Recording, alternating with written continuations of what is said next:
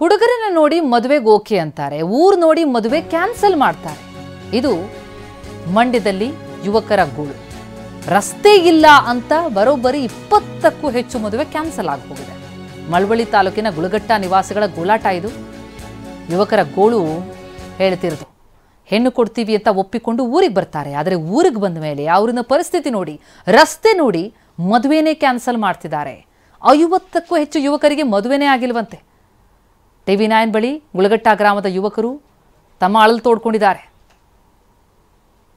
ಆ ಪರಿಸ್ಥಿತಿ ನೋಡಿ, ರಸ್ತೆ ಪರಿಸ್ಥಿತಿ.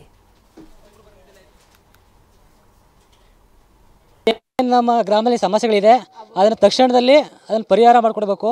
ಮತ್ತು ಇದರಿಂದ ನಮ್ಮ ಸಾಕಷ್ಟು ರೈತಾಪಿ ವರ್ಗದ ಯುವಕರುಗಳಿಗೆ ಭಾಳಷ್ಟು ತೊಂದರೆ ಆಗ್ತಾಯಿದೆ. ನಾವು ನಮ್ಮ ಫ್ರೆಂಡ್ಸ್ಗಳೇ, ನನ್ನ ಸ್ನೇಹಿತರುಗಳೇ, ನಾವು ಹೋಗಿ ಹುಡುಗಿ ನೋಡ್ಕೊ ಬರ್ತೀವಿ. ಹುಡುಗಿ ನೋಡ್ಕೊ ಬಂದ ತಕ್ಷಣ ಅಲ್ಲಿ ಒಪ್ಕೊಂಡಿರ್ತಾರೆ.